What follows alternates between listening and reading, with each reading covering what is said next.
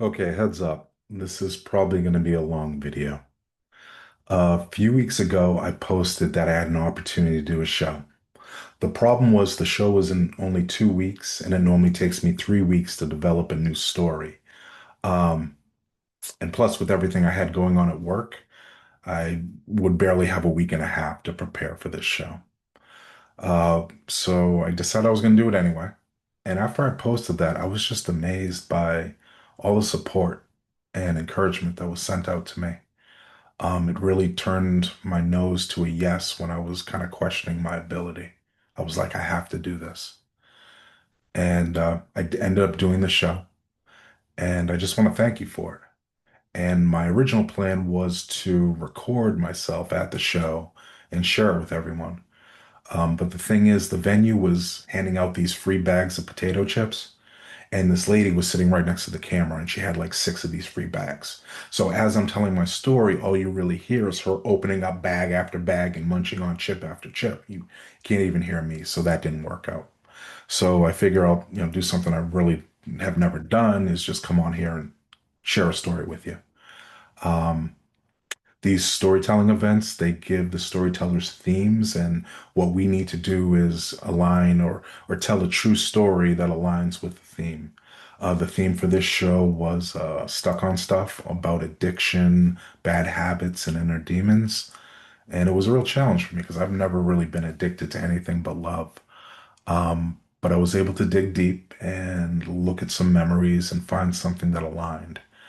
And in the end, I was happy with it. And I hope you're going to be happy with it as well because you helped me create it. So thank you. Let me just get my head in the space so I can tell this story.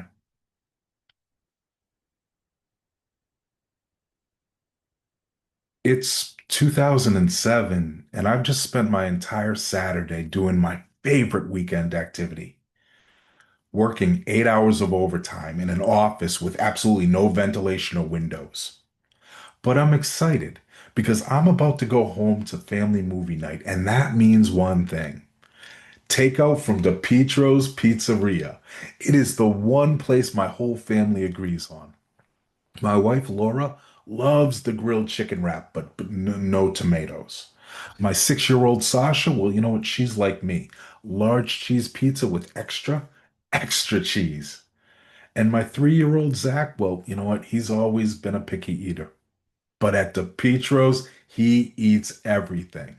So excited for the taste of a cheesy slice, I shut down my computer for the day, rise from my chair, and that's when I feel a tiny twinge in the small of my back. And in the car, that twinge becomes a burning throb. And by the time I get home, it feels like someone is twisting a rusty screw into the base of my spine. Now, I've always known people who suffer from back pain, but I have never been one of them. So my hands are shaking so bad, I can barely get the key in the door. And I know Laura's probably at Blockbuster Video right now listening to the kids argue over what movie they're going to rent. So by the time I do get in the house, I'm on my own. I'm walking around holding onto the walls and furniture like every step is a potential landmine. I just need to lie down. But between a bed, a couch, and a super comfy recliner, the only place that doesn't seem to aggravate my back is the living room floor. So I crumble flat on the hardwood, spread out like I am about to make a snow angel. But I'm trying to lie completely still because honestly, even breathing hurts. And that's when our little dog sees me lying on the floor and he decides to come over and take a nap right next to my neck. But between his constant shedding and the dust particles floating in the air, a little tingle starts to develop in my nose. And I can feel it building, a sneeze big enough to knock the family pictures off the wall. So I dig my nails into the floor and brace for impact. And once that sneeze explodes from my sinuses, it feels like someone is driving that screw deeper into my back with a jackhammer. And when the dust and dog hair finally settle, the back of my head is wet with tears, and our little dog is hiding in the other room. Laura finally comes home with the kids, and Zach sees me lying on the floor. And to a toddler, this only means one thing: playtime. I cringe as I hear his little feet come running across the room ready to wrestle. Now, normally when we play, I say things like, "No, don't jump on me," just joking around. So he doesn't understand the difference when I scream, "No, don't jump on me." Fortunately, Laura reads the room and executes a perfect midair interception. She looks at me. She wants me to go to the hospital, but I look back up at her. I would rather die than get charged a huge bill after going to the hospital and being sent home with nothing but a bunch of sample packs of Tylenol. So she just throws her arms in the air, and we end up having a modified movie night. One where she moves the TV so at least I can see half the screen from the floor. And the kids get down on my level and laugh as they feed me bite sized bits of pizza. 2 days pass, and I'm still on the floor, and I'm still in the same clothes. Laura set me up with a blanket, a water bottle, and a pee bucket.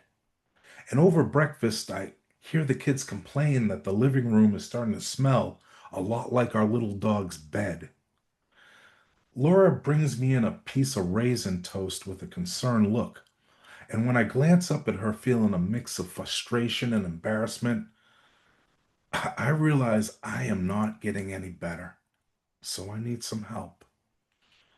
She calls 911, and the kids run to the window to wait for the ambulance to come.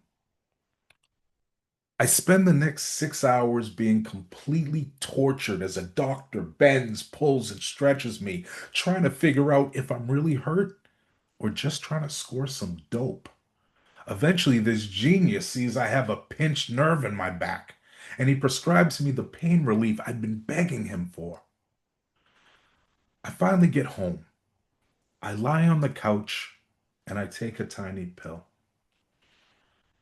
And once that Oxycontin hits my head, the pill bottle slips from my fingers and it rattles as it rolls across the floor.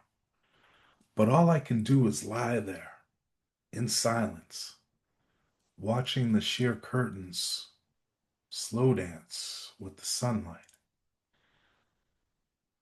Sometime later, I open my eyes and I'm surprised that the room's now dark. But I see Sasha smiling softly like the Disney princess pattern on her pajamas. I hear, "Daddy, Daddy, Daddy," even though her lips only move once. So I try to smile, but whatever face I'm making, it makes her step back. And in slow motion, her curls drop over her face as she looks down and picks up the pill bottle I dropped. She hands it to me and she says, "Daddy, if you take your medication, can you sit up and read with me tonight?" And my heart tells her yes, but my silent stare involuntarily tells her no. And I see deep disappointment echo in her eyes, but I can't feel anything. The next morning, the curtains appear sharp and focused, and my clarity slowly returns along with that sharp reminder of that damn screw in my back. I realize while these pills can take away that pain, they can also take away my presence as a parent. I mean, when my kids were feeding me pizza on the floor, I might not have been able to move, but at least I was still there. So when I give the pills to Laura, she takes it with a smile because she saw the change in me too. And as the opioid leaves my system, it feels like that screw is grinding straight into bone, and it's starting to splinter my resolve not to beg Laura to give me the pills back. But I don't do that. I pause and I picture all of the things that I took for granted before hurting my back, like pushing Zach higher on his swing, running after Sasha as she wobbles on her bike, and slowly dipping Laura as we twirl after the kids go to bed at night. Now, I know these thoughts don't reduce the pain, but in my mind, they do. After 3 days without the painkillers, we get a heavy, heavy summer storm. It's the kind that looks and sounds like Judgment Day is coming. And when that storm breaks and the pressure in the air slowly dissipates, so does the pain in my back. Just like that, I'm standing up and walking before the grass is even dry. And when Laura sees me, I see her smile come back with the sun. The next day, I'm not exactly strong enough to be back to wrestling with Zach, but I am out of the house picking up dinner at DePietro's because, it is Saturday and we are having a movie night do-over. And before bed, I read not one but two books with Sasha to make up for the one that we missed. And as Sasha reads a story that I know is going to have a happy ending, I can't help but wonder what would have happened if my injury had been more serious, like a surgery or car accident, and I just didn't have the option to stop after taking that first pill. Thank you. And thank you for helping me craft this.